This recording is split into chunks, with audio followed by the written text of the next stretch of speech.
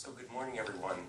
For those of you in the room here in Washington, D.C., as well as those who are watching on the webcast, welcome and thanks for joining us this morning for this program, which is addressing the issue of black carbon in the Himalayan region. We're going to focus on India primarily today, and the issues associated with black carbon, human health, the effect of black carbon on the Asian monsoon, on regional warming, as well as global warming, and the glaciers in the region.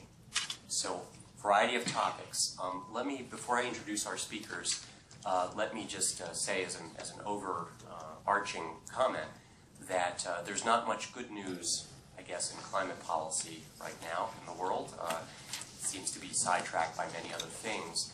But one of the potential bright spots that we've observed at the Clean Air Task Force is that there is a variety of warming agents like black carbon, methane, some of the F gases, tropospheric ozone, that might be more tractable to deal with in the short term to reduce global warming and regional climate impacts, as well as direct impacts like interference with monsoon patterns and glaciers.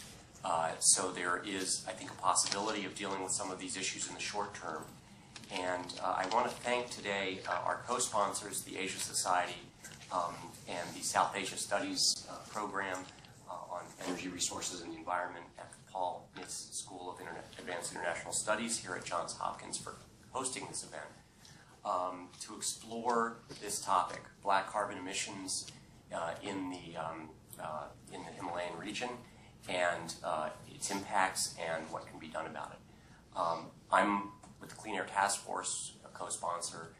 We're a U.S.-based NGO that is supporting some of the research in this area, has done some catalyzing of contacts between U.S. and Indian researchers on this topic.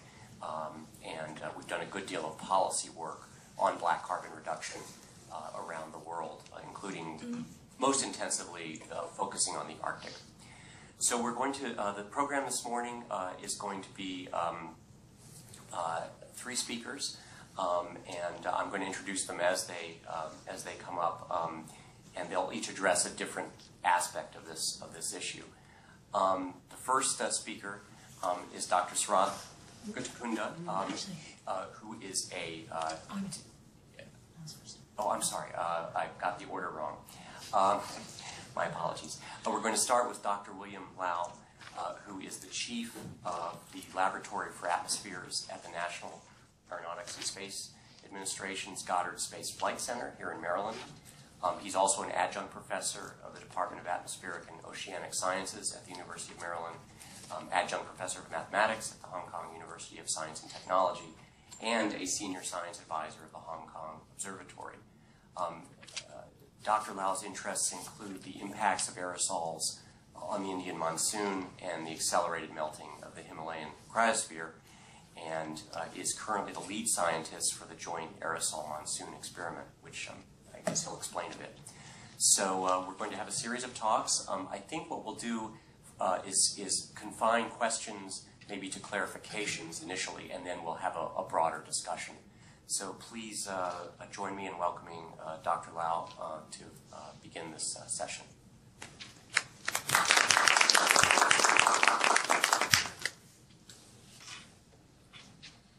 Okay, so good morning, everyone. Thanks for inviting me here. So I'm supposed to talk about the science of black carbon and the Indian monsoon. So that's what I would do.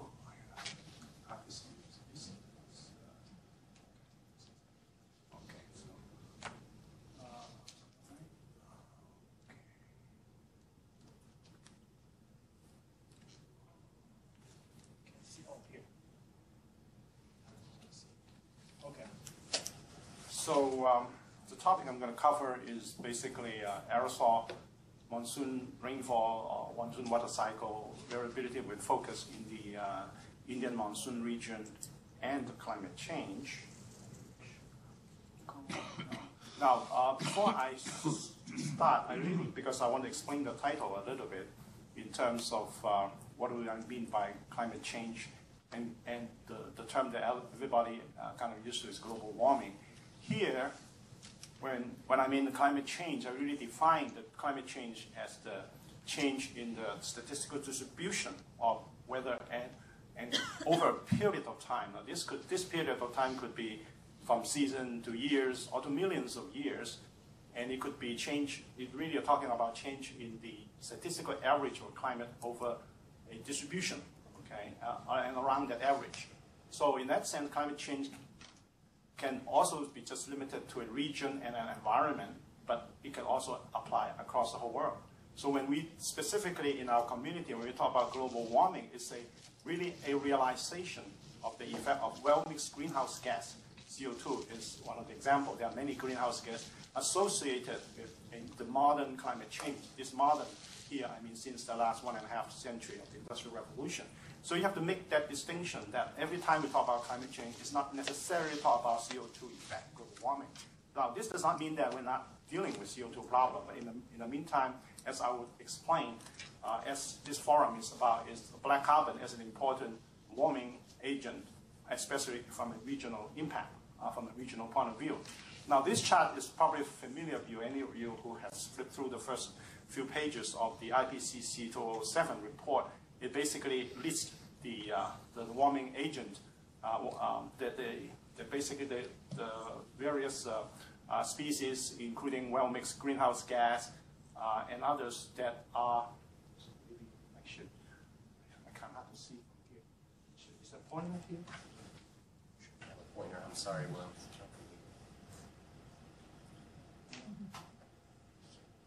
The keyboard is underneath. Just need a pointer. No, the pointer. Is there a pointer? No, you don't have a pointer? Okay. All right. So I'll Use just. the mouse. The mouse. Oh, you can use the mouse to pointer. You can use the mouse. Is there a microphone? There it is. It's there. Is there Just an put it arrow? there. I couldn't see it.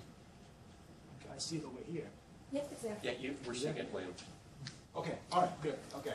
So basically, the big one, that's with the warm color are the warming agent, is CO2. But as you can see, I have to go back.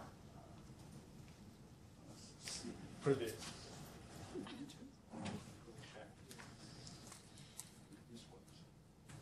How do I go Just back? go to previous. Just probably which one? If it's on screen menu. You turn off the lights. Yeah, well, somebody has to turn off the light. So how do I go back on this?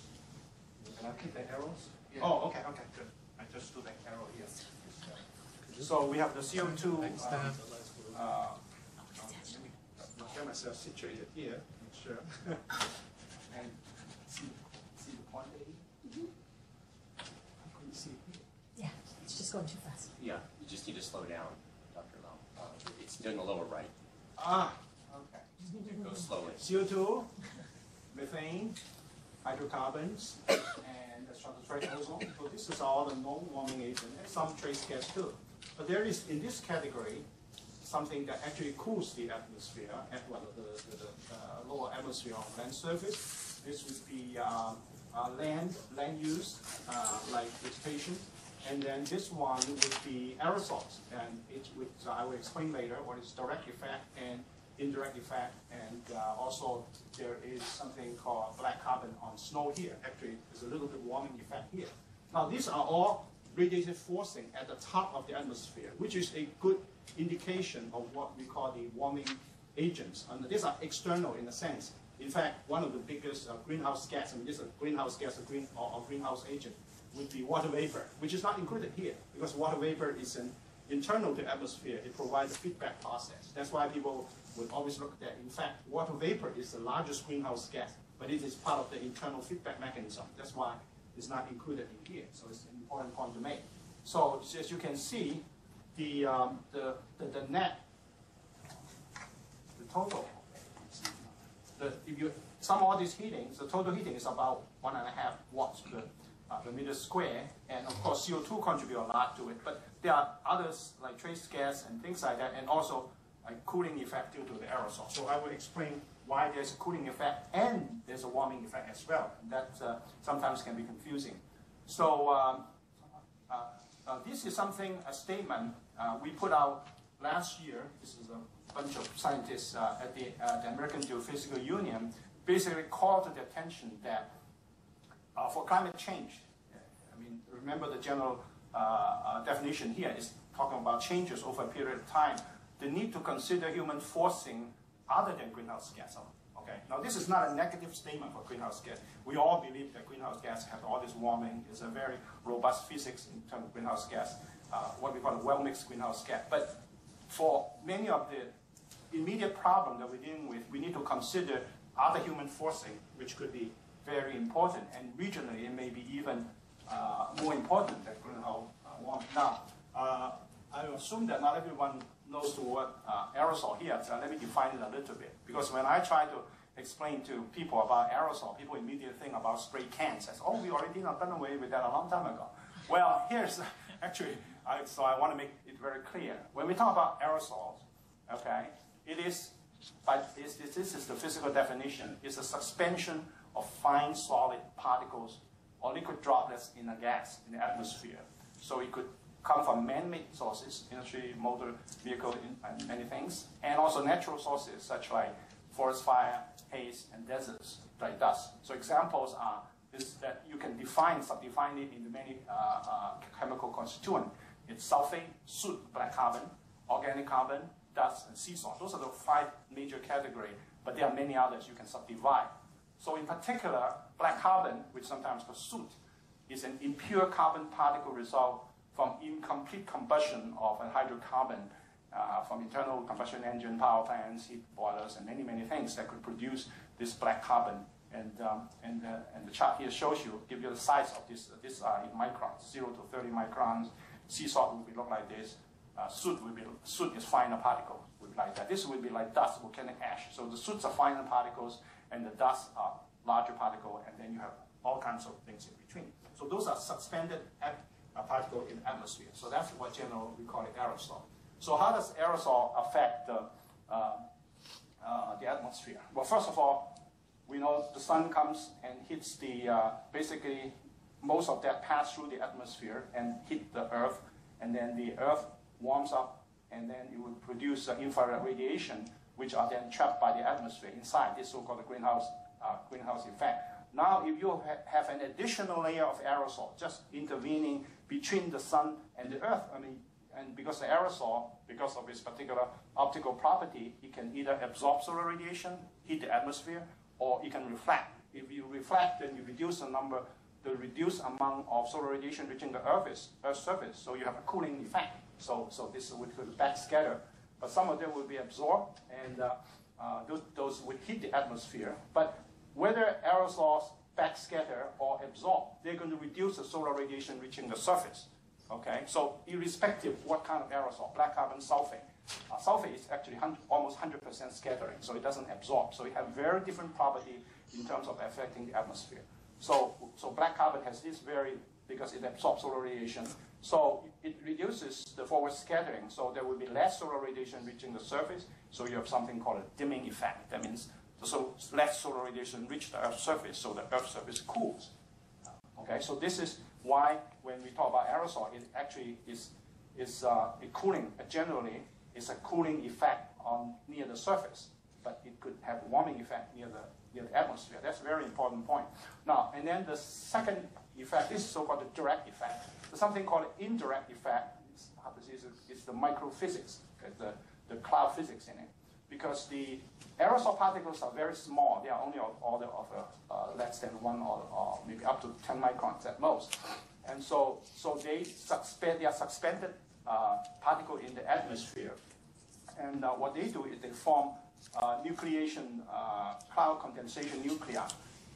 I mean, you have to understand when rainfall forms, in fact, rain need to have cloud condensation nuclei before it can form and then form large droplets. And then with uplifting, the rain will fall. So you have a large amount of the aerosol particles in the atmosphere. What happens is that the raindrop, the same amount of water vapor can be collected in a large number of smaller drops.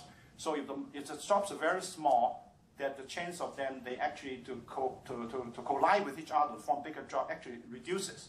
Okay, so it can basically what happens is that when you have an aerosol, you have a water vapor and atmosphere. It can carry more water vapor and atmosphere without colliding, so therefore it suppresses rainfall. That's one effect. That means aerosol can suppress rainfall. Okay, but later on you will find out this thing is very complicated. Other situation, which I'll explain later, is that it could also increase rainfall because when aerosol actually get lofted into the atmosphere high up, and some of the aerosol, especially dust, are very effective to form ice nuclei. So they would produce more ice nucleation and lead to rainfall at high up in the atmosphere and produce heavy rain. So you have situation you can find where it reduces rainfall, what we call the warm rain process, but then it could also increase deep convection. So these things actually happens, and we have many people have studied this so-called indirect effect. It is very complicated, especially when it comes to the monsoon region.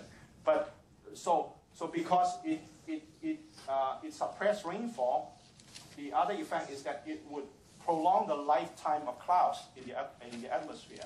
So if you have more clouds in it, because it's not raining, if it rains, the clouds will disappear. But if it doesn't rain, it produces a lot more cloud. So the clouds form a cover, and as a result, less sunlight will reach the surface again. So that's called indirect effect. And aerosol can prolong the lifetime of low-lying clouds, and those clouds reduce solar radiation, and they also produce surface cooling. So actually, both effects cause the surface cool, and that is a factor that has been seen many in different other places. This is just a cartoon to explain to you the indirect effect. So you can see, I mean, basically, you have all these sources of aerosol from all this industrial biomass burning, and it comes up to the atmosphere, off the atmosphere, and they produce cloud condensation nuclei, and then some of them become large particle ice nucleation. So this suppresses the warm rain, so a lot of water clouds. But then as the aerosols got lofted higher up, they would have enhanced ice nucleation, produce cold rain, snow, and they actually produce warm rain. So this is basically what I just told you, and you can see this in a kind of a cartoon way. Okay, so those are kind of process studies. Now, actually, climate scientists use a lot of tools to study climate. You use observation, in situ observation, satellite observation, and one of the most important tool is climate models. And in fact, IPCC devote a lot of work on future prediction with this very complex climate model. Now, here's an output from a climate model, which is from the Princeton Geophysical Fluid Dynamic Institute. We basically look at the effect. If you break down, so this is a 20th century simulation. I think it's up from the 1900s all up to 2000, of putting in all realistic forcing from greenhouse gas, from aerosol, from black carbon, and from pure CO2, and just look at the relative contribution of each of this. So you can see the first 4 curves are all generally showing a warming trend, and each of this, for example, this would be the black carbon only, so you can see a warming trend, and then this would be CO2 plus black carbon. This top curve includes let me see. This would have aerosols in it. Okay, so what I want to draw your attention is this curve here. Now this would be if you have everything here, including the well-mixed greenhouse gas and so progenic. But if you were to take out the aerosol, okay, what happened is that this curve here has an offset here. So the aerosol actually brings the warming down from here to here. So as a result, this is so-called offsets by the aerosol. So you can see it's a substantial amount. It's almost 20% or so in the centuries due to this amount of cooling offset by the aerosol effect here. And in fact, if you forget about the greenhouse gas and just do aerosol, this is very clear. You do an experiment, just have aerosol, but all the other CO2, everything remain constant. You can see this cooling trend here. Okay, so this is so-called a masking effect. So what this is basically saying that what we see in the amount of warming in the atmosphere is in fact it could be even more warming due to greenhouse gas if we have not an aerosol. So some would argue, oh, isn't aerosol doing something nice here? It reduces global warming, but you will see it is a kind of a difficult thing because it actually, of course, the aerosol itself has its adverse impact in terms of human health and many, many other things that in fact you would rather have to clean up the atmosphere and actually have and realize the fact that you will actually have more global warming to contend with. But the balance is that you still better to clean up the atmosphere while anticipate that you would have to, there would be increased warming. So that's a difficult problem that we have to deal with later. So this has come back to the point that on a global basis, aerosol offset actually reduces the warming, but it alters regional water cycle and climate in a way that we still not fully understand. This is the main part of the talk, is to talk about how aerosol can affect the regional climate. Now, since I'm from NASA, so I have to show you what the NASA is doing. In fact, NASA has like a lot of satellites, more than a dozen of them, flying right now, just circling in low Earth orbit, taking basically what we call taking the pulse of the Earth, of the radiation balance, the rainfall, and the clouds, the aerosols, and all kinds of features that we can, water vapor, sea level height, and surface wind. And so this is a series of satellites that are flying. Some of them are kind of at the edge of their design life, and we need to put up more new satellites in order to continue monitoring it. So this is NASA's, because the satellite is global, so we have been looking at this global aspect of all the things that we look at. Now, one of the things come back is aerosol. As I said, NASA watches aerosol, not just regionally, but really over the entire world. So what we see, this is the total, something called, this parameter is called AOD, atmospheric optical thickness, or aerosol optical thickness, or aerosol optical depth, which is a measure of the total attenuation of the solar radiation. As I said, solar radiation comes in, aerosol absorb or backscatter. So if you measure the total solar attenuation, so this would give you a sense of the concentration of the aerosol. So you can see what we call an aerosol hotspot. These are, from this sense, aerosol is not really just a small regional problem of the size of a city. It is global. That's a message from this map here. And in fact, it's all season, all year round. So March, April, May, so spring, summer, fall, and winter. So you can see this aerosol concentration. In fact, here, we pick up the Saharan dust as an aerosol. As I mentioned, dust is an aerosol. So this is, somebody would argue, this is mostly natural, but then there are land use, land change here that could affect this. And then we go to this area, which is the Asian monsoon area. As you can see, the area in China, for example, this aerosol is just a permanent red spot here. Here, I mean, this is the China area. So you can see 4 seasons the entire year because of the industrial pollution and everything. Now, in India, actually, there's a lot of seasonal change. As you can see, aerosols start to build up in March, April, May.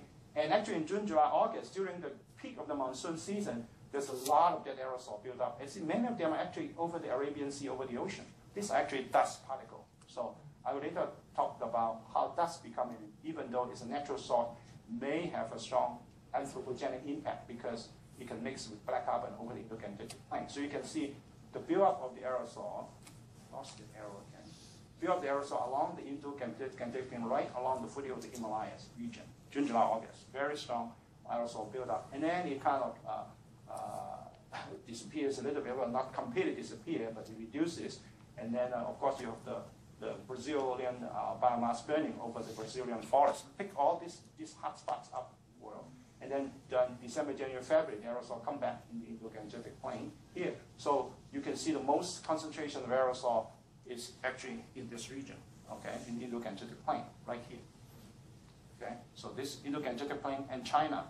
And of course, Tibetan Plateau, which is right in the center of here, which is actually, because it's high elevation, you can see it has a relatively low aerosol concentration, but it doesn't mean that it has nothing. In fact, even trace amount up there could have an important impact. That's the main point here.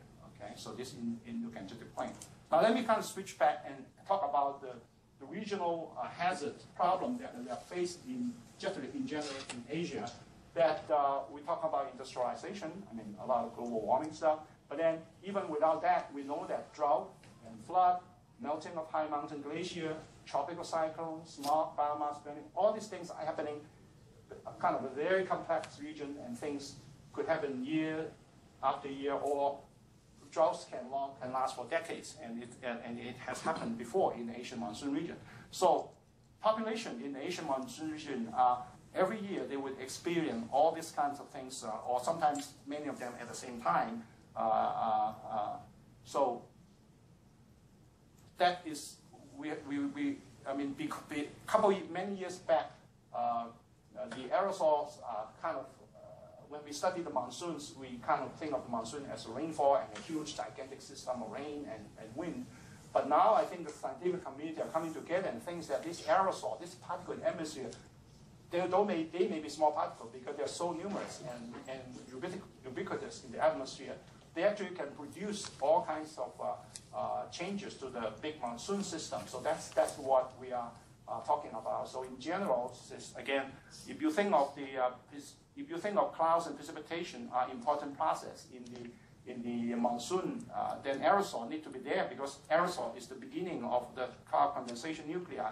Without cloud condensation nuclei, you cannot form clouds. You won't have rain. So you will be talking about very different climate. So you would change the content of the aerosol. You change cloud, change precipitation, you change the wind. Everything would be changed in the monsoon. So a lot of things change. So now back to focus to the Indo-Gangetic Plain.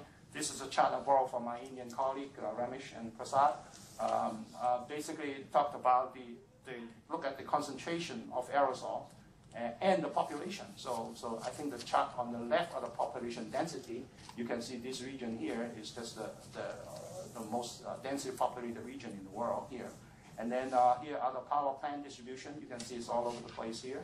And so if you look at the aerosol buildup, you can see that in the summertime, this is the red curve here, you can see this is a north-south distribution, north-south. So this would be like northern India, 32 north. This would be the southernmost part, at the tip of India. So you can see the aerosol just keep climbing up, building up in the Indo-Gangetic Plain in the summertime, in the wintertime. So two maximum in that region. Okay, the circulation regime changes in that two region. So if you look at the unique topography of Indo-Gangetic Plain, it kind of is a hilly region in the plain, but then it rises very sharply with the Tibetan Plateau. This would be the Himalayan foothills. It turns out meteorologically, this particular geography produces very interesting wind flow and direction, which if we want to do anything to understand or to even have some mitigation of the aerosol effect on the Indian monsoon, we really have to know the understanding how the meteorology interact with the local topography. So you can see the aerosol here is all mixture here. Industrial pollution right along the Indo-Gangetic Plain, along the foothills. You have forest fire, you have biomass burning from agricultural practice, you have dust storm coming out from the Afghanistan, and the dust storm, in fact, can come in all the way from northern Africa and the Middle East desert come into the region in New Delhi before the monsoon onset. So in this region, there's a huge mixed complex of aerosol interacting with the monsoon in the atmosphere. So here's another picture of the build-up April, May, and June. So you can see April, May, and June along because of this sharp, almost knife edge here. So we just trap all the aerosol in this region. So many of them are clearly in this region. Many of them are dust. Many of these are mixture of dust and black carbon here. So the aerosol gets lofted into the atmosphere. Then it gets deposited in the foothill, the Himalayas, and deposited even some amount go up to the top. So here's another satellite picture of how thick this layer is. So this is a picture from a Calypso satellite of an aerosol signal echo. So you can see this from south to north here, along 80 east, right in the center of India. This is the Himalayas, but Tibetan Plateau. You can see this buildup of the aerosol. This is a very thick layer, up to about 5 kilometers, 4.5 and 5 kilometers, extending from the Indo-Gangetic, from the foothills all the way to central India. This is Indo-Gangetic Plain, central India. And so this is the cloud. So the clouds move in, but the aerosol is just a huge layer, thick layer in this region, okay? So this shows you where the aerosol actually comes from in terms of the air mass trajectory. So if you were in India, in Kanpur, which is right in the center of the Indo-Gangetic Plain, you basically, from April, May, June, July, you would see a lot of the dust coming actually all the way from North Africa, the Middle East, and then come into the central region on a daily basis. So this would be, this is the center region and Kanpur. So this back trajectory shows these are 11 days. So 11 days before these are the air mass coming in and coming to this region. So you can see these are basically trapped air masses. Those air masses would have all kinds of transport, even bringing pollution from other regions into this area. Okay, so you can see that. And when the monsoon comes in, which is June, July, you can see the flow now switches from the Arabian Sea into the Kanpur region and in July. So this is kind of flows with the meteorology in that region. So one of the important things is that I talk about dust and also black carbon. So dust is by and large natural. There may be some impact due to land use change, but in that region, mostly it's from the huge desert to the west. So if you look at the dust absorbing property, this is just a technical chart which shows, if you think of it, the chart here measures the absorbing power of the aerosol, or of dust aerosol. And if you go look at this curve, if you look down this way, the more absorbing would be the lower curve here. So immediately you will want to look at where this black curve comes from, which is the lowest, which is most absorbing. This black curve, it turns out in Kanpur, India. Okay, and people were wondering, because dust is supposed to be not absorbing. Why is it so absorbing in this region? Well, it turns out we have this effect here. When the dust moves through into that region, a huge amount in the pre-monsoon season, it comes into the polluted area, which has had a lot of black carbon. And the dust usually comes with dust storm. It just swept up the black carbon, and then the black carbon become bonded with the dust and coated on the dust. So all of a sudden, you have the low-level industrial pollution, which generally affect the lower planetary boundary layer. When you have a dust storm comes in, it just swept up everything, and all of a sudden you have this build-up of the layer all the way up into the Himalayas. And this dust becomes very absorbing because it just pick up a lot of black carbon in it. And so this natural process mixed with the local pollution, black carbon, all of a sudden become a very potent heating agent in the atmosphere in that region. Okay, so just to show you, there's some actual calculation. This is one of them. If you think of global warming effect, which would be a calculation in terms of what the meter square in the Indo-X experiment, which is around India region, you just calculate that, and you just look at the biggest change, not really at the top of the atmosphere, but look at the atmosphere, which is the heating of the atmosphere. All of a sudden, you will see direct effect due to aerosol is like 14 watts per meter square. Whereas indirect effect, which is the cloud, the induced more cloud is +1 effect, and the greenhouse effect is only about 1 watts per meter square. You're talking about more than 10 times of the heating in that region due to aerosol compared to greenhouse warming. That's a very large amount. And look at the surface. Okay, the aerosol cools the atmosphere, the land surface and the ocean surface by 14 watts per meter square, and greenhouse gas warms it by 1. Okay, so there's a lot of cooling going on, but there's a lot of heating. So basically what the aerosol does is redistribute. You say -14 +14. It takes heat from effectively, it takes heat from the surface and deposit in the atmosphere. And that is where the warming and melting comes in. Okay, I can quickly finish this. So I'll just quickly go to more cartoon. I'll try to, behind this is a lot of model experiments. So you think of the Indian monsoon as very complex. So for those who live in India, you know the westerly flow, when the monsoon comes, the Somali jet comes through around from East Africa, coming and then into that region, then it produce rainfall, as indicated in that top chart. So this is meteorology 101. What happens if you actually have aerosol in it and add the effect of dust aerosol is that because the dust aerosol accumulate along the foothills extending into the central India, what happens is that it starts to heat the atmosphere up, the hot air rises, and then you just warm the area, which is already seasonally warm, you get it warmer, so you can see the larger warming circle here. And then what happens is that warming, it actually pumps the air up, and it sucks in more moisture into the Indo-Gangetic Plain. As a result, you get increased rainfall in the foothills region and also in the Bay of Bengal region as a result. of the aerosol effect. This is actually, we call this the elevated heat pump effect. I mean, we wrote several papers on it, and this is another cartoon, which is very simple. So in a normal monsoon, you just have the circulation warming of the Tibetan Plateau like that. But when you have aerosol accumulated here, you basically get more rainfall in the foothill region and the warmer atmosphere, and then you get sinking motion reduced in the Indian monsoon, central India region, and this kind of a feedback loop, it just keeps increasing itself with warming over the Tibetan Plateau. Now this hypothesis is very testable because we actually make certain, in terms of the result, it actually kind of predicts or projects warming and moisturing of the upper troposphere over the Tibetan Plateau. It actually predicts the advance of the rainy season in northern India and Nepal region in May through June, and then the increased convection then spreads over the foothills and produce a rising motion, actually suppresses the monsoon to the south region.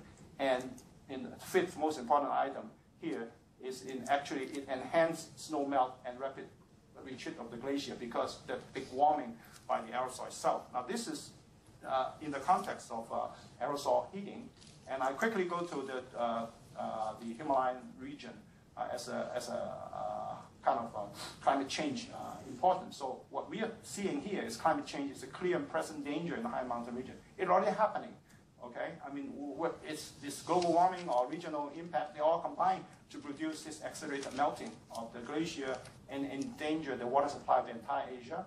And this is important because not just the Himalayan Nepal region. In fact, the Himalayan glacier feeds 7 of the major rivers in all over Asia. All those rivers in China and in Pakistan, in Vietnam, and all those would have their source of water coming out from the fresh water in this region.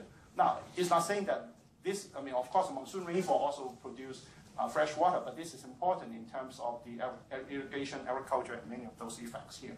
So the glacier is very complex. It's not just temperature dependent. It depends on a lot of things that's happening around the region. Rising temperature is one thing, but aerosols and circulation change and land use change, many things can change glacier impact. Here's some really local warming going on. I mean, this is a chart of how in the Nepal region, this is warming. It is, you can see all the warming are back towards the foothills region. Okay, this warming here in the foothill region, and this warming has been steady going on and at a much faster rate than global warming here. So something else is happening, and as we suspect the aerosols are really doing all the regional warming. So I'm going to stop here, and I just basically want to say that, quickly touch on this, that we are now kind of working on something called joint aerosol monsoon experiment in the India, China, Nepal, in that general area, looking at the impact of aerosols through direct or indirect effect in that region. And we have set up stations around India, Nepal, northern India region, looking at the various tracks along the foothills and up that region, including the snow mountain region. In addition, we'll measure snow impact. The satellites on top would be tracking this, both looking at the images and also the vertical cross sections. So these are tracks from the satellite. And we actually have scientists working at the highest observatory in the ABC pyramid, which is 5 kilometers above sea level. And these are very brave scientists who just stay there for a month trying to make measurement of the black carbon in that region. So basically, I want to do this one. I can skip. I just want to, this is an important slide. We have some model experiment of a glacier looking at the effect of the deposition of black carbon on the snow and how much of the glacier, of the reduction in the reflectivity of the snow. We find out that there is up to 1.6 to 4% reduction in the albedo, which is the reflective ability of the snow. And so the snow actually melts faster, being increased by 9 to 25% of the annual runoff discharge in one of the particular glaciers. I'm not saying that all this will be like that, but this is one example of the kind of work that would have a lot of important impact. I mean, it would remain to see what happened to a 9 to 25% increase in the snow runoff due to that region. So here is what the glacier looks like in that region. And then, in fact, the glacier is not uniform, it's very heterogeneous, and the meteorological impact, black carbon impact, would have to look at the western part and the eastern part and the central part. They're all different, okay? the main point is that we need to study this in terms of how the glaciers are being impacted by both the atmospheric heating and the black carbon effect.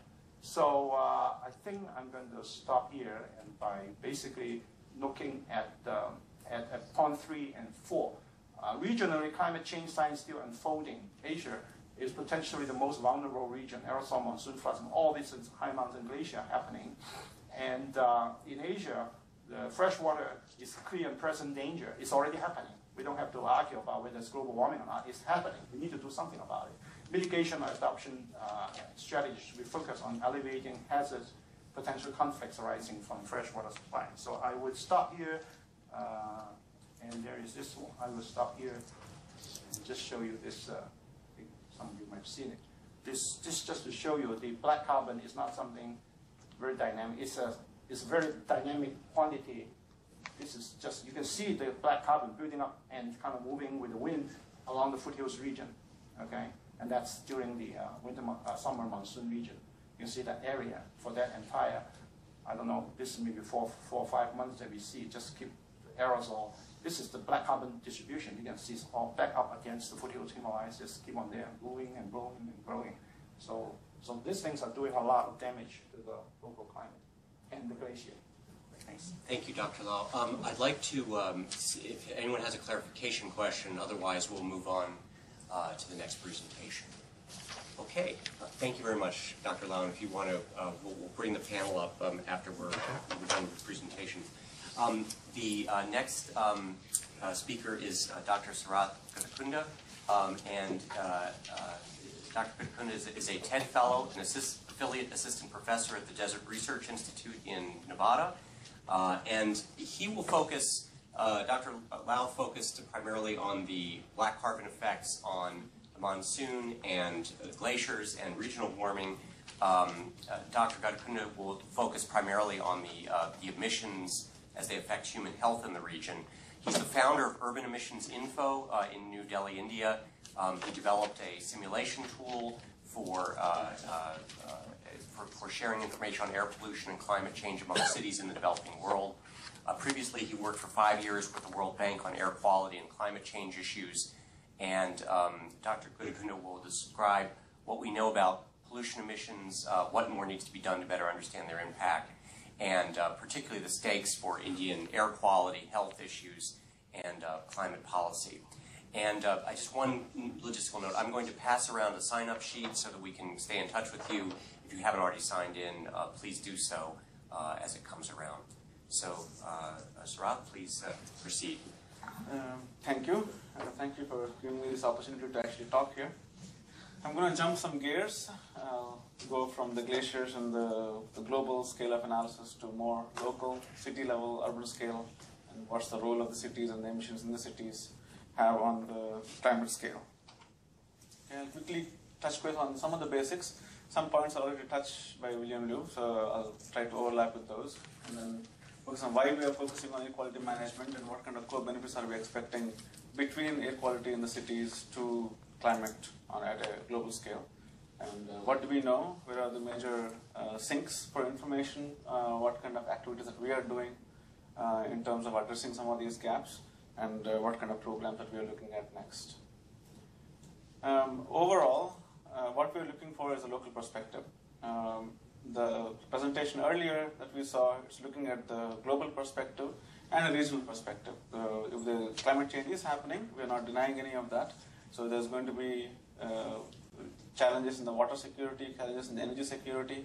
But what does it mean in terms of local groups? So when I say local, more focusing at the city level, looking at the health impact for the cities, looking at the infrastructure damages, and how are we going to address both keeping air quality in perspective and also climate change in perspective. But what we're trying to generate is that local initiatives which are going to have, or which are going to give us the biggest bang for the buck in terms of the investments that are going to go in. And very similar to what has mentioned, I want you to keep in mind, there's a big difference between emissions and pollution. When we are talking about the contribution of different sources to emissions, it's going to be very different from the kind of pollution that we're talking about, especially when it comes to the cities. So if we are talking about power plants, the emissions from the power plants is going to be huge, but their contribution to the local air quality is going to be little. So we want to differentiate between the two. And again, it's the vice versa for sources like the domestic sector and the transport sector. Because they are very low-lying sources, they are going to have much higher impact, even though the emissions are going to be low. The impact of that on the health and local heat island effects is going to be much higher. So I would like to keep that in perspective when we're looking at the next set of slides. When we talk about air pollution in the cities, these are the primary set of pollutants that we're looking at. And most importantly, we are focusing on particulate matter. And of that, the black carbon becomes a big component. Looking at the sizes, this is very important because any intervention that we're trying to propose, or if we're going after any regulation that we're trying to propose, it has to reflect the local standards. It has to reflect what the local agencies are going to be able to implement. Okay? So when we talk about particulate matter, there are two different sizes that we're talking about. PM10, which is all the particles with less than 10 micrograms, 10 micrometers in aerodynamic diameter, and the other fraction is PM2.5. Lower the size, higher the impact on the health. And then when you talk about black carbon is actually part of the PM2.5 fraction, but those sizes are even lower. They actually fall under the submicron category. So it has a really strong impact on the climate change, but also has a very high impact on the health as well. So when we talk about co-benefits, especially when we're talking about particulate matter, that's where we are focusing on. We're focusing on the fractions which are going to have very high yield in terms of health and also on the climate change. Quickly looking at some of the points we already mentioned earlier, looking at the chemical composition, the black carbon is a primary pollutant, so it's actually emitted from the sources. And then you have these secondary pollutants which are used in some of the IPCC calculations earlier. We have the sulfates, nitrates, and other organic compounds which are coming in. They're formed because of chemical activity which is taking place. But all that chemical activity is pretty much driven by the emissions in the cities. Okay. Here's a list which was put together by WMO, the World Meteorological Organization, and World Health Organization last year. They looked at a bunch of statistics available from different sectors, and then they tried to categorize who's most polluted. And Delhi and Beijing, they topped the list. Sadly, I lived in that city for the last 5 years. This is a study which was done by the Central Pollution Control Board of Delhi in 2009, looking at all the cases which are registered in the cities, all the major cities, and how does it reflect when you compare it to the air quality in these cities. And again, sadly, Delhi was announced as the asthma capital because the number of cases which are being registered right now, especially in case of asthma, whether there are acute cases or chronic cases, they are increasing. That adds to the health costs that one could look into. And this is the co-benefits approach. What we are proposing in terms of when we're trying to ask the cities to do something, what we are proposing is to do, okay, there are co-benefits on both ends, on the climate policy side and also from the health side. But when you're talking to the cities, what they understand is the air quality perspective, because that's their regulatory job. Under their jurisdiction, they're supposed to measure particulate matter, they're supposed to measure SO2, they're supposed to measure NOx. If we're going to propose a program which is going to benefit these numbers, they're going to listen to it. Again, on the other side, if you're going to say, oh, do this because it's going to reduce black carbon, do this because it's going to reduce carbon dioxide, for them, it's not a regulatory issue. So they are not going to, they don't measure it, they don't have to answer to those questions, so it doesn't make any difference. But when we go after programs which have core-benefits, so even though they are focusing on the criteria pollutants of PM, SO2, NOx, CO, and ozone, but we know as a scientific body, what are the benefits of reducing or going after these sectors which are trying to reduce those emissions, but also trying to help on the climate side and also on the other science side. So the as far as the interventions go, the bag of interventions have always been there. I mean, I don't have to tell you, or if somebody else with PhD have to tell you what these interventions are and what good it will be for the city. So if even a common man will tell you, like, okay, your air quality is bad in your city, what do you think is good for you? So you'll say, okay, if we reduce number of cars on our streets, it's good. So it means that the intervention is very well known. Okay, how do you do that? Okay, we need more buses. Because the intervention is already there. So we want to promote public transportation. So I think the action is missing mostly because we cannot quantify the benefits. So the idea is to put numbers to these interventions. The interventions are already there for all the cities to look at. Pretty much every city has an action plan and they have a laundry list of activities that they want to do. But what they miss in those action plans is to quantify the benefits, whether the benefits are in the air quality or benefits in the health or benefits in terms of either the radiative forcing, if we consider black carbon as one of the key elements. So what we are trying to push from the Urban Emissions.Info and also in collaboration with a lot of universities and other research groups is to create that information either through modeling activities, either through monitoring activities, and also doing surveys in various cities so that we can support some of the modeling work. Okay, so on the other side, the dialogue is going to take place anyway. You might have seen the sheet outside. I didn't know until Danielle pointed out to me that now the Ministry of Environment just announced a black carbon research initiative yesterday. Okay, so the idea behind these initiatives is to put numbers to whatever we know already. So again, the interventions are there, but the idea is to put numbers to it. So that falls under the dialogue. So the dialogue is going to happen whether there is enough information or analysis going on or not. Okay, what our goal is to bridge those gaps, to go from information, do some analysis, and then support the dialogue that's going to take place anyway. Okay. And here are some of the activities that we have been pushing in the last couple of years. This is an air quality forecasting system that we have started before the Commonwealth Games in October 2010.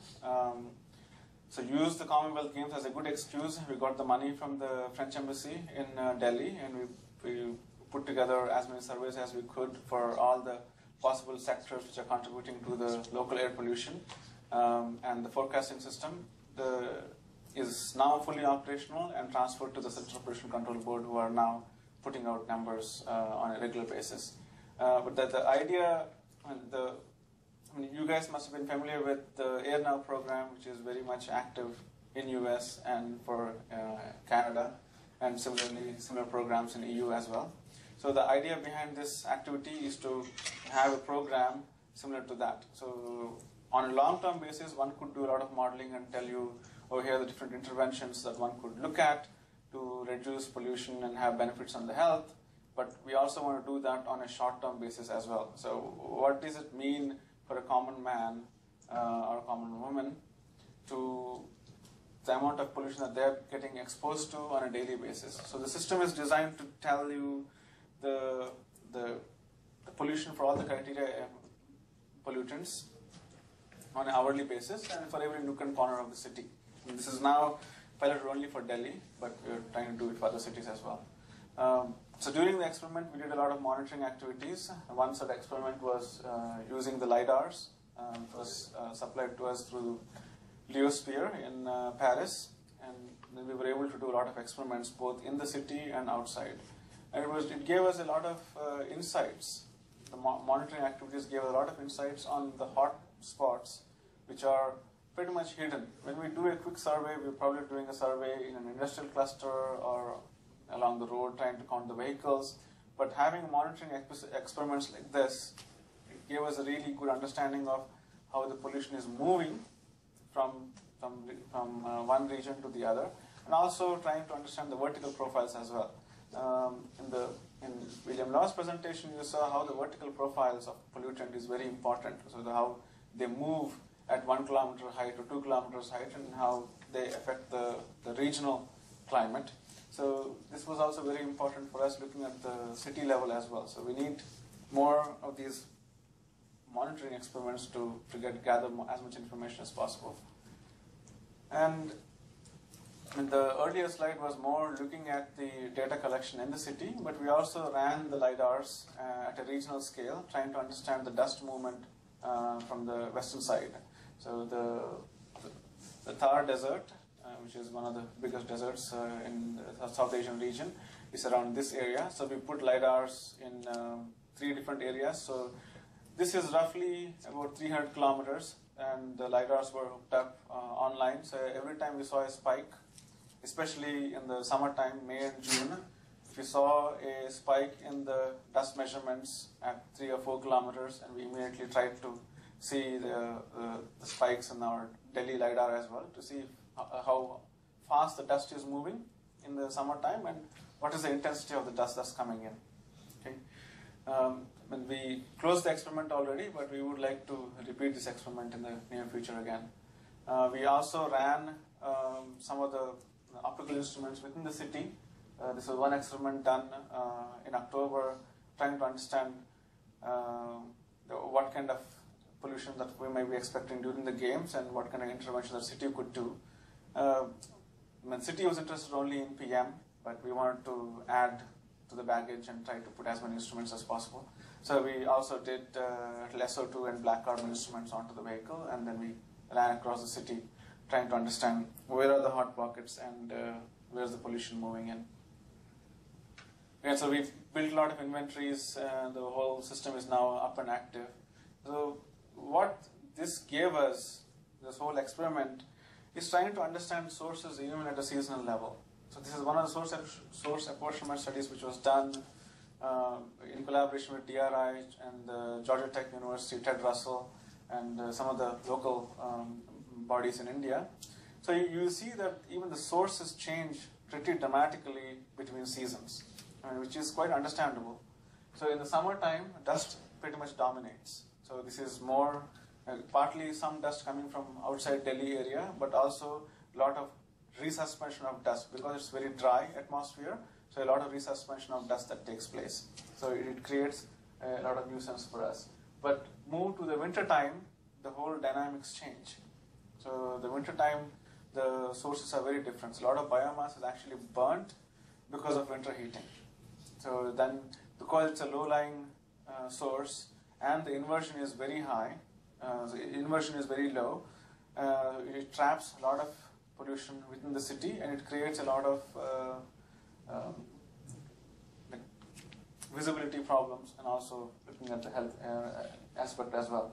So we tried to correlate some of these studies to the hospital admissions. So obviously we see a big spike in the cases being registered for asthma or chronic bronchitis or small respiratory symptoms, especially in the winter time compared to the summer time. So having these databases really gave us an insight into what are the major sectors that one could go after if we have to propose some new interventions in both looking at the particulate matter and also from the black carbon perspective. Now, what we're trying to do, that was good to do a city scale forecasting system, but what now we're trying to do this year, our objective is to do the whole thing at a national scale. And the forecasting system will be up and running hopefully by the end of this summer. And the difference between the two is going to be the spatial scales. In case of Delhi, the whole system is running at 1 kilometer resolution. It was the last one here. And this is about 50 by 50 kilometer domain. And we could tell you for every nook and corner of the city what the pollution levels are going to be. But what we are trying to do next is to be at the national scale, where each of the cities will become a box, but still it will give us a lot of insight at the national and the regional scale what the pollution levels are and what the movement is. We also, the air quality forecasting system is one of the high-end systems where we are actually running a wharf and a chemical transport model on a daily basis, and it takes a lot of computational time, and we won't be able to do much of scenario analysis.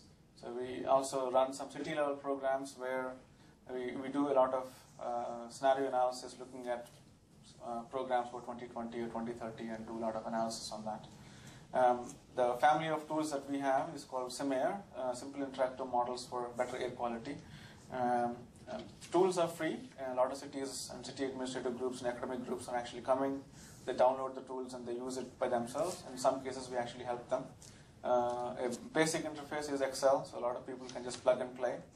It's been really helpful even for us to learn. People come back with some questions how to improve different things. So we would go back and improve some of the tools over there. So the plug and play interface has been good for them and for us. When we call it simple, but it's still pretty complex. We can make it as robust as possible. Here's a list of cities which are currently in use and creating their own programs using these tools. And in the coming year, we're going to add 10 more cities to the list. In some cities have worked directly in preparing their action plans, but in some cities they come to training events, even to Delhi, and we train them. They go back and they do some of the analysis on their own.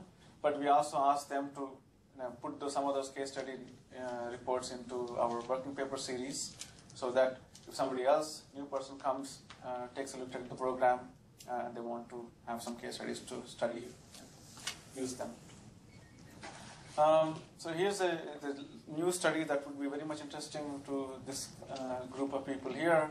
We just finished a study for these 6 cities. When there is a to people. This is only one copy, so please do take a look at it. It has a lot more information in the report than what I can present here. What I will do is I'll quickly show you something from one city. This is Chennai, coastal city, very heavy industrial activity. But more than that, the sectors which are going to be very important, both from the particulate matter perspective and also from the black carbon perspective, are the trucks that go in and out of the city and the brick kilns.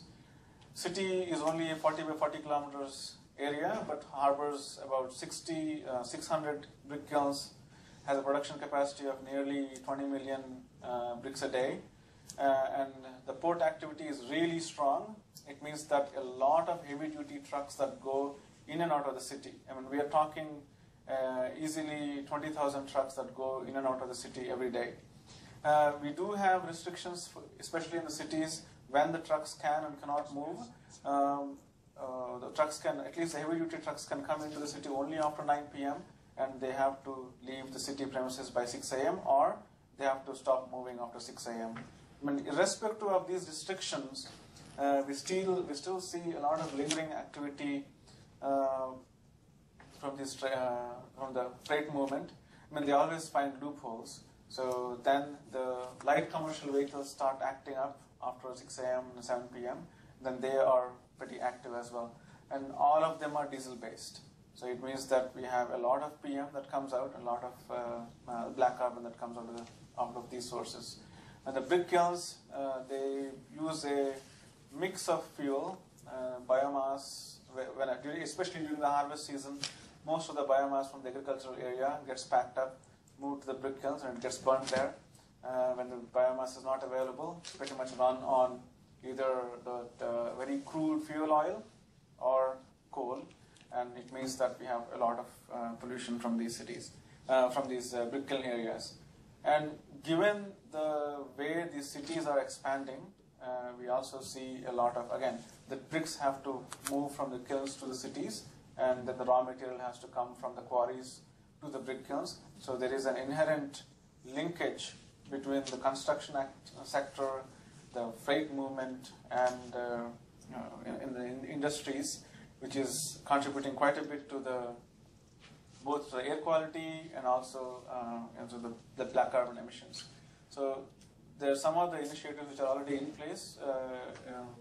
We're working with the Urbana-Champaign Tammy Bond in looking at some of the new emission factors for these brick kilns and trying to understand better what the possible role. I'll skip some of these. The questions that, the kind of questions that we are trying to answer in these experiments and trying to expand studies is, what is the role of black carbon emissions from the domestic and the construction sector? I mean, this has a direct linkage to the health impacts that we are experiencing in the cities, but also on the climate radiative forcing. and the role of sustainable transport intervention in the transport sector. The transport sector, this would include both your freight movement, which will be very critical for cities like Chennai, Surat, Ahmedabad, or even Delhi, but also in the up-and-coming cities, the Tier 2 and Tier 3 cities are now gearing up to have a good chunk of public transportation system which will be running on diesel.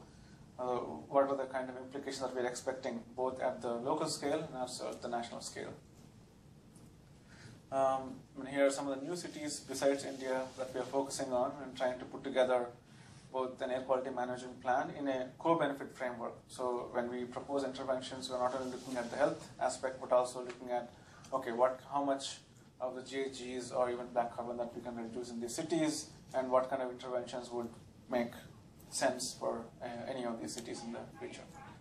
On a light note, I would like to end on the simplest information that one could put out. I mean, we're already familiar with the AirNow programs in US and EU, and if you go to their website, you put in a zip code and it tells you what the air quality is going to be in the next for the next 5 days or so. But it really doesn't raise the public awareness aspect of it. So this is something that we're trying to push even in the Indian cities, and also trying to push the pollution control boards to take this more actively. Not only putting numbers on the website, but also trying to be as visible as possible. Here's an experiment which is already gaining a lot of interest. This is in Paris. If you ever go to Paris, around Eiffel Tower, you'll see a balloon which is floating around. So don't think of it as just a balloon, but it's actually giving you the air quality index. And it's raised quite high, enough that you can actually see it from a 5-kilometer radius around the Eiffel Tower. And the color coding is very standard for any of the cities. Here's something which is happening in Helsinki around a power plant. Again, an artist is doing it, not a scientist. So they calibrated the smoke, the concentrations of the smoke coming out of the stack, so that a circle will be formed. So thicker the smoke, longer time for dispersion, means longer the ring. Means little smoke coming out, it means dispersion is quick, so the circle will be small. So for a general, an ordinary person, you look up at the stack, I don't have to know the concentrations of the pollution that's coming out of the stack. Just looking at the ring, longer the ring, it means that a lot of pollution coming out of the stack. Smaller the ring, not much is coming out. So this is creating more of the bottom-up pressure from the cities to take action for the dialogue, basically. And the last one is something which is happening in Seoul. So they did a sculpture of the city map with different sections carved out, and then wherever there are the monitors, and the monitoring information comes in every hour, gets translated into an index, and then each of the glass panels light up in a different color, just to give you an indication of what the pollution levels are. And the point being, when we need to raise a lot of interest, both from the government bodies and also from the public, and what we are missing is the information that we can support that analysis and the dialogue. And these are some of the activities that we're trying to push in the coming years. Thanks. Thank you, Sarath. I'm going to actually, in view of the time, I'm going to ask Danielle to make her presentation, which is going to try and tie this together and talk about a few initiatives that we have underway with the Clean Air Task Force to try and knit together some of the science, advance it, some more science where needed, but also importantly to get this information to decision makers working with Indian scientists and with India-based NGOs. So Danielle, and then we'll go to questions and discussion. Sorry. Okay. Yeah, all right, I'll start and then figure out how to hold my presentation. Because I'm basically just going to go from what they were talking about just now. Thank you both to Dr. Lau and Dr. Guttikunda. There we go. I'm just going to summarize that a little bit and talk about why we're interested in this here at the Clean Air Task Force. Okay, so let's see. Make this bigger. I'll just use it from here. Sorry. Apologize for not being as pretty as I can make it. Somebody sees the slideshow button. Is this down here? Gonna review. Thank you. Screen. Thank you. With the glasses, it's not so clear. Okay, so again, my name is Danielle Meitiv. I'm from the Clean Air Task Force. We've been working with Sarath and some other researchers to explore this in India and in other regions of the world. And I'm just going to talk about how we'd like to put it together and where we can go next with this. Oops. Okay, well, I'll start from here. Why target black carbon? We've heard a little bit about it. Just to summarize, black carbon affects health. It's part of one of the components in PM. It affects regional climate, including the monsoon and the glaciers, and affects, as we've heard, almost up to 60% of the world's population. It has a short atmospheric lifetime, and that's really significant. CO2 will be in the atmosphere for hundreds of years, which is why we need to act on it now. But BC has a very short lifetime. It's in the atmosphere for a week or two. So if we were to reduce emissions tomorrow, in 2 weeks we wouldn't see it. And that, you can't say that for any other greenhouse agent. So in a sense, it buys us a little bit of time to get to those longer term questions like CO2 and other greenhouse agents.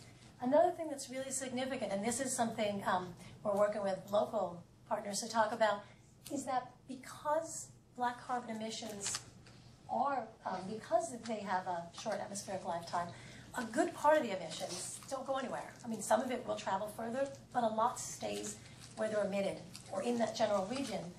And that means the impacts are felt locally, but it also means the benefits of reduction are felt locally. We had a lot in Copenhagen about who's going to go first, who's going to pay for it, what's going to happen. Here we're talking about something where the countries and the regions that pay to reduce black carbon are seeing the benefits locally, both in terms of their air quality and in their climate, which we think is a very powerful incentive. So what we're saying is and just to follow on what Dr. Guttikunda was saying, here's an opportunity to build good policy from the ground up. As we've heard, and I'll mention a little more later, the government of India recently announced yesterday a 5-year research program, and that's very important. I mean, it's wonderful that they want to support that, and they're really positioning themselves to be the leading nation that's pursuing research on black carbon.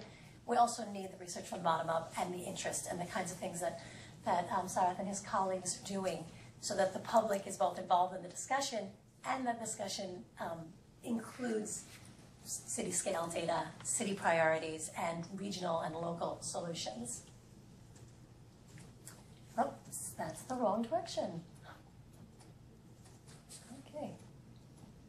So another reason to work on black carbon is we know how to do this. Yes, we need to do research on specific technologies, what will work best in different cities and in different industries, but we actually know quite a bit about how to do this now. As Sarath was talking about, one of the pollution sources, brick kilns, for example, there are cleaner burning kilns. And this is actually a picture from, I believe, Kathmandu. And in the back, you see Bull's Trench Kiln, which is the one that's most commonly used in India. In the foreground, you see another, it's called a vertical shaft kiln. Both are firing right now, but you can tell which one is more polluting. We also know that particulate filters on diesel engines will reduce black carbon emissions. So we don't need to do a huge amount of research on the solutions. We already know what works. We also know we're starting this in India because obviously a good chunk of the world's population is there and it's significant in terms of health. Delhi has the unfortunate distinction of being one of the most polluted cities in the world.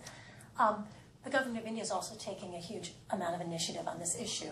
This past summer, they announced a national carbon aerosol program, and originally that's all this slide was going to say, but this morning I was excited to learn that yesterday that program was significantly expanded, and they announced Minister of the Environment announced the Black Carbon Research Initiative. It's a 5-year program looking at the sources, impacts of BC on both health and the environment. It's going to be a collaboration of a number of different agencies and institutions all over the country. And as the minister said, we need to be proactive. It's an important step forward, not just for India, but for the international community. And in fact, there's a press release in the back. India, again, is positioning itself to be the leading nation researching this. So there's the step again. So why are we doing this? We're working with local partners to help to measure BC identify sources of both health and climate impacts, that Cobenefits work that Sarath was talking about. We want to use these results to strengthen climate models. And when I say we, I mean us supporting our partners, because this really is going on the ground in India, and we're just helping to catalyze the connection between the international community and the local community. And as Sarath was saying, he's already starting to create those connections between the researchers and the pollution control boards and the public, and then work at various levels, local, national, and also state level, to generate and implement policy. So recognize this picture from Sarath's presentation. It's one of the ones I pulled off of this website. He's already starting to do this in Delhi, and as we've heard, this is going to expand to the national scale. What we would like to do, and we're seeking partnerships and support from foundations here in the States and around the world, is to see this level of detail in other Indian cities. Delhi was the top of that list of polluted cities. You may have noticed there were a few other Indian cities on that list that are very polluted. And as Sarath mentioned, we have a lot of detail in Delhi. We'll get a nice big national picture, but you need the detail on the local level to really implement solutions, because the people responsible for the solutions are the ones in those cities. So when they hear nationally, according to the national picture, Mumbai is polluted, people are going to say where, what sectors, what parts of the city. So we'd love to see this expanded to other cities in India. We're also talking about measuring BC emissions from other sources. As we mentioned, traffic, what can we do on the ground in other cities? And here we have a power plant, which is in fact this power plant is right outside of Delhi. Also looking to do some measurements in a power plant in Kanpur, another extremely polluted city. This is already starting. As of this spring, CATF, along with some of its local partners, helped get some funding for a brick kiln monitoring initiative that's going on now. It's going to look at different kinds of kilns. Again, we have these two as examples. 7 kilns in India and 2 in Vietnam. That's going to start, the actual monitoring started this month. Another step we'd like to see is, as we heard Dr. Lau saying, the region is very diverse. What you see, the glaciers in western Himalayas are very different from the central and the south. In fact, sometimes people argue they're not really melting because, look, the ones in the west, some are growing. The fact is it's an extremely diverse region. A lot of the research has actually been done in the Chinese part of the Tibetan plateau and of the Himalayas. Some of it's has been done in Pakistan and so on. We really would love to see more measurements in India, just north of those really populated regions. And then finally, of course, the next step is to make sure that connection is happening. We've got this wonderful research initiative going on. How can we make sure that these local initiatives connect with that larger effort, and that the local needs are addressed in national politics? And again, Sarath is already starting this in Delhi, and hopefully we'll see it elsewhere. And there, that wonderful graph. And the important part of looking at this comprehensively is to put it all together. We know what the sources are, see how they affect air quality, how do they affect people, both in terms of health and local climate, because I don't want to forget that the impacts of the monsoon potentially impact the water supply and the food source for over a billion people. Very, very significant. Food security is a very important issue in India, in a country with more than 1 billion people and growing, and the monsoon is directly connected to that. And then we look at the various options, policy, technical, and economic, to come up with solutions.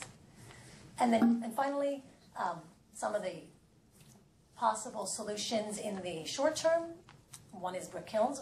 Since we're working on that data right now, in fact, there was a UNEP, a UN Environment Program, consultation in Kathmandu earlier this month, and they were very excited to hear about this brick kiln initiative. Nobody has any data about what's coming out of those kilns, and it's a very significant portion of local pollution in a number of cities. So once we have the data saying these are the emissions and these are the cleaner technologies, we can start pushing policy initiatives and technology transfer initiatives.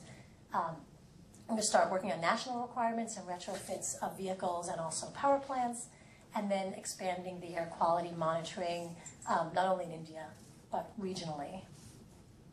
And there you go. Thank you very much.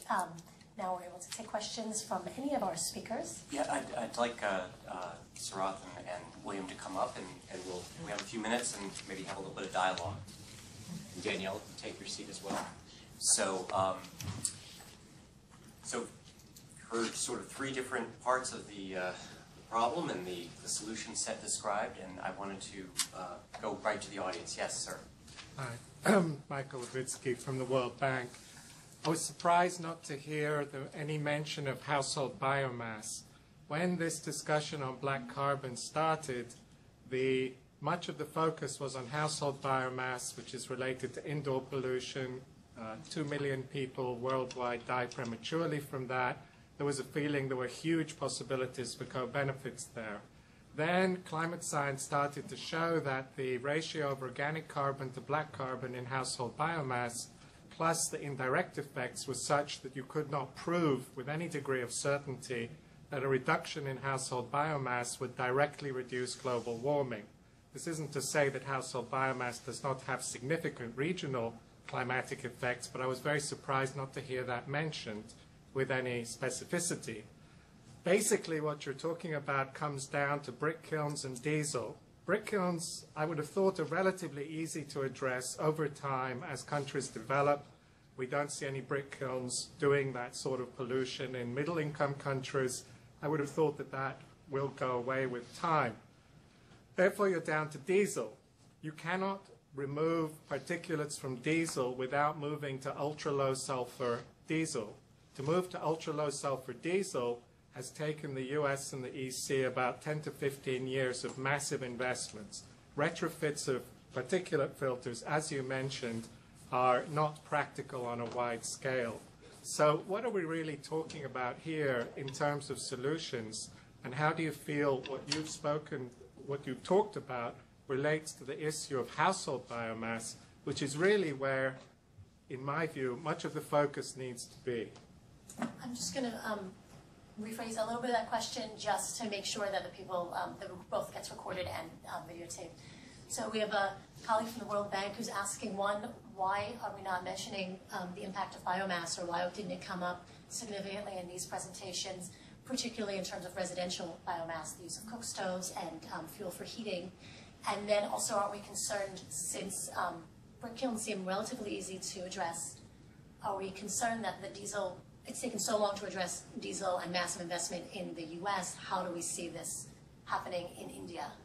I could ask my colleagues if they want to address this. I will give part of the answer, at least for us, the earlier part of the biomass stoves. We also have an expert who works with us on diesel who may be able to give you the second half of that answer, sitting in the audience as well. One part of what you actually gave part of our answer, and that is brick kilns are a low-hanging fruit. And that's, I know we hear that, so forgive me for using a cliche expression on that, but we do think they're relatively easy. In many cases, they are a significant part of local pollution, and if we already have the technology and we know how to do it, why haven't we done it already? And we're hoping that a focus really showing both the climate and air quality impacts will help us do that, and then we really can eliminate that. Brick kilns are one of the most significant sources, industrial sources of black carbon. So while they seem minor, they're up almost 10% of the black carbon that we're seeing. So it would be really nice to be able to remove them with relatively little both financial and intervention and time. So that's one thing. And then you said also the climate issue with cook stoves. I can answer for our organization in particular. There has been a wonderful amount of attention on cook stoves, and we're trying to raise the profile of some of the other issues. And also, I think in some cases there's been a lot of signals from the Indian government saying they really are looking at that issue. And it's not necessarily an issue for, they may be looking for assistance, but it's not necessarily an issue for, that they're looking for a partnership on now. As you know, the World Bank is thinking about it, other international agencies are thinking about it. So that's part of why we're not putting that emphasis on cook stoves. I don't know if anybody else wants to talk about diesel. Right. This is a really an interesting topic to discuss about. But very importantly, as I said, the brick kilns are a low-hanging fruit, and the technologies are going to change eventually. So give 5 years, 10 years, these brick kiln owners are going to find out what efficiency they have from moving from the current bull trench kilns to a VSBK. So they're going to educate themselves, they will probably invest it themselves, so there is no need for a third party to come in. One could say a similar example for the household sector as well. So if you go after the cities, 10-15 years ago, a good amount of cooking activities were done using biomass, even coal and kerosene on the activities. But come now, a large section of the cities, all the domestic fuel use is LPG. So it eventually has transformed. So give 10-15 years, even if you go to rural areas, even that's going to change. I mean, we can use the same example for that part as well. When the reason why we don't want to discuss too much about the biomass in the household sector is when it's a sector, has to be there. I mean, we can't just go to a village and say stop cooking because you're using biomass. It's not something that we cannot address. At least we can go to a brick kiln and say that when there are benefits directly for you in changing the technology, so we have to make these changes. So there's a social aspect for an intervention that it's not a straightforward thing to discuss in terms of household sector. As Daniel has already mentioned, the National Cookstove Program, National Cookstove Initiative is already in place in India, and there are programs which are trying to look at more efficient cookstoves, which could be in mass produced and circulated to the different rural areas. Now the X Prize is also involved in the whole process, and they have also put in a good chunk of money in coming up with a good cookstove program. And as far as the transport goes, and what you're saying, we have to go to low sulfur diesel and all that, but that's more on the technical side. If we would focus in the cities, one could do without technology. I mean, if there are programs in place to promote public transport, and we try to push, I mean, push is a strong word, but we try to create incentives for the passengers to move from cars to buses. There's an efficient way of moving people, and there's an inherent reduction in the amount of fuel used and less emissions and then less pollution. I mean, same thing goes for the other interventions as well. If we were to create incentives both for the governments and for the cities to promote non-motorized transport, I mean, we are looking at a full reduction of emissions. That's 100% zero emission intervention. So we don't even have to talk about fuel.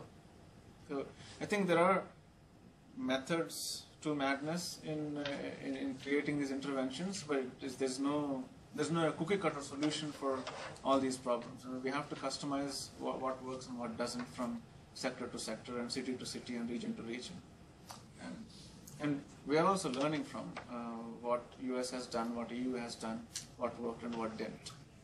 Dilip, I wonder if you could just comment briefly on the question of ultra-low sulfur diesel fuel and the possibilities of emission reductions short of that. Sure. I think that, in fact, current diesel buses in the third world or in developing countries tend to emit at about 0.5 grams per horsepower hour. And it's quite easy to bring that down by 80% with just new technology, short of the particulate filter and low sulfur fuel. You can get down to 0.1. And I think if you want to get down to the 99% reduction, which is what people in the US want, which is 0.01 type numbers, that's when you get into the low sulfur question. So I think there's a long ways to go before you need to rush to low sulfur. You can get 70-80% reductions. I think that's very large, and you don't need to go to low sulfur and diesel particulate filters and all of that stuff. And so, as you say, there are many other solutions. It's not a cookie cutter. And there are also these other interventions. You've seen Delhi go to natural gas buses and so on. And that's also something that gets it down by 99%. So and you just throw a number. Average bus fleet age in India right now is about 7 to 8 years. In some cases, it's more than 10 years. If you go to the tier 2, tier 3 cities, it's more than 10 years. So just changing those buses, getting rid of those old buses and introducing a new fleet, which will be Euro 3, Euro 4 compliant, we're looking at an inherent reduction in emissions by default. yes. So that's going to be a big change. So again, that's one of the bottlenecks that the new big JNU RM fund, the Urban Renewable Mission Fund, is pushing. They're asking the local manufacturers, Tata and Ashok Leyland. There's a standing order for about 15,000 buses, which has to be delivered to all these cities. So come 1 or 2 years, even those bus fleets will be changed, and we will see some reductions by default. One of the programs that Dulip and I were involved in is a diesel program in Bangkok.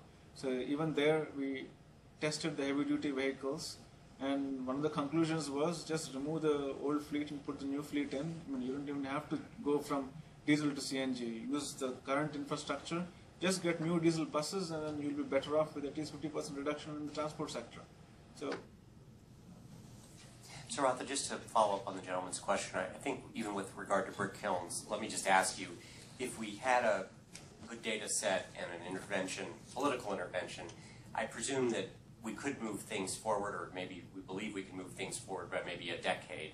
It's true it might happen anyway as India modernizes, but would you agree with that there is a chance to move this forward a decade or more even? When look at, I think there's a program now in place from the World Bank in Dhaka. The Dhaka cluster is about 1,000 brick kilns just around the city, and they're all bull trench. I mean, the technology in Dhaka actually came from India, transport over there.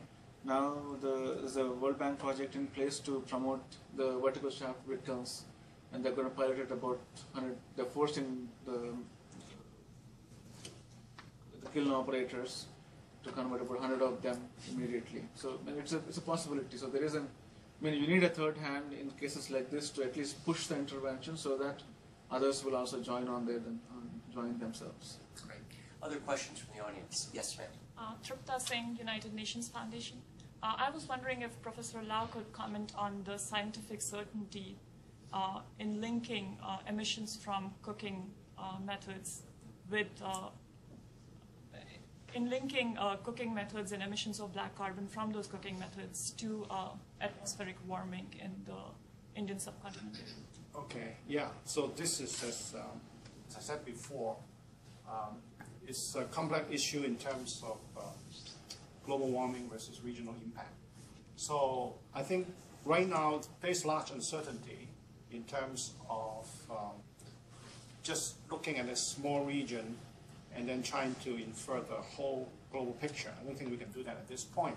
But what these projects, the brick kiln and the cooking stove things would actually offer to the scientific community for the first time is a data set available with a very clear intended objective from the science side.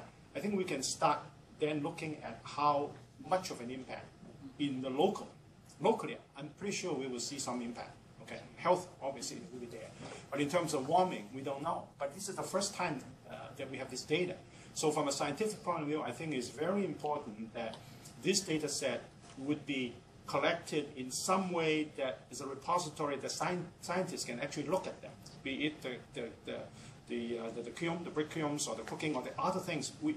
Until we have more of the regional data available, we will not be able to actually resolve this problem. There's a large uncertainty because global warming effect could be there, and aerosol effect could be there, and stretch heating, all those things we know are there. But how do you approach attribute to global warming or this? We don't know yet. But we have a suspicion that, at least in my own opinion, is that the regional impact will be very large and maybe even larger than the warming impact. The way that specific heating patterns are coming in is very regional. I mean, all the heating back against the foothills. I mean, one would be hard-pressed to think of global warming as a whole, trying to give that kind of a regional pattern, you see. So that is that kind of thinking behind. But we need scientific evidence. We don't have it at this point. But if we have those, an intervention for a certain amount of period of time that actually there's a certain reduction, and then we want to see the temperature around the region, whether it start to the cooling start to, the warming actually start to slow down or something, all those regional patterns. So we have hope of a better estimate of that. But at this point, I would say we have very large uncertainty. But with those new data available, actually not just one set of experiments, and all those experiments that they're talking about, there are probably others. From a scientific point of view, it would be nice that there is a repository of those data that scientists can actually look at and analyze them. Then we can unravel the regional versus the global warming. I think, Danielle, I don't know if you want to comment on the sort of the state of the uncertainty and what we're trying to do to resolve that. Yeah, definitely. So one of the reasons why we're really excited about this initiative, and I think the reason why you're seeing so much conversation about this in India at the level, the national government level, and also the UN and so on, is that this actually is a very unique region. We see black carbon aerosols that you saw from Dr. Lau's presentation. They're all over the world. One thing that's really fascinating in this area is that we're not just talking about India and South Asia for political reasons. Okay, we'll talk to one government, but meteorologically, geologically, it's actually a very unique region. You're seeing emissions from India getting trapped south of the Himalayas, so they're actually staying in India. It's affecting the monsoon, which is a huge part of India. So it's actually a really interesting place, and that's why you're seeing a lot of this interest. This 5-year program is that the government is talking about. A big part of it are cook stoves, biomass burning, looking at, we know that this climate is affecting, I mean, the government is saying, we know this climate is affecting us, these changes are affecting us here. We want to be able to attribute it to this source and this source and this source so that we can really target interventions. And that's what I think the government is doing, just an amazing job of being so innovative on this research for just that reason. Because we need to be able to answer those questions for political reasons, for economic reasons, and the only way we could do that is if we can answer them for scientific reasons. There will be a need, though, I think, even as this large government program begins, to kind of have some independent research going on to kind of set the pace and keep things moving forward, make sure the right questions are identified. And that's, again, why we're doing this collaboration. Other questions, comments? Yes? I had a question to Dr. Lau. You didn't comment on the effect of sulfate particulate. And is the reduction of sulfur actually going to negatively impact warming effect? I didn't want to get into the complication. Yeah, as I kind of implied, it's all aerosol do different things. And in fact, we did specifically sulfate experiment. It actually would produce an opposite effect because it doesn't hit the atmosphere. So as a result, what we see is actually the situation most prevalent in the summertime, where you have a very a high boundary layer and the atmosphere column is very high. And in the wintertime, it's a subsidence, so it's very low boundaries. There's a lot of local effect. All the pollutants are being trapped in the boundary layer. And so in that case, sulfate would be very important in terms of both health and as well as the cooling effect. Okay? But in terms of because I was coming from a global perspective, so the thing that we see is the summertime, where the things actually comes up and then it just kind of expands. So sulfate is important. In fact, we need to look at all species and try to see their importance. But one thing, as I mentioned, sulfate is scattering aerosol, so they actually have the opposite effect. They will generally, experiment done, generally reduce rainfall. Yeah, because reduce. Yeah, because it just changed the land sea temperature balance. It actually reduces, it cools the land compared to the ocean. So it would have a general cooling effect. Yeah. Any other questions or comments? Yeah, I want to conclude again by thanking our colleagues at Johns Hopkins and at the Asia Society for co-sponsoring this event. As Danielle mentioned, we're looking for collaboration. That's both institutional collaboration as well as if any of you are connected to philanthropic sources. It's important to have money independent of governments working on this problem, because I would argue that a lot of the response of the Indian government in this case really has come more from the independent sector work that's been done. So I would be happy to stay after and talk to any of you who are interested in that. In the meantime, would you please join me in thanking our panelists for this morning? And thank you for your kind attention. We'll stick around for a little bit if you want to chat.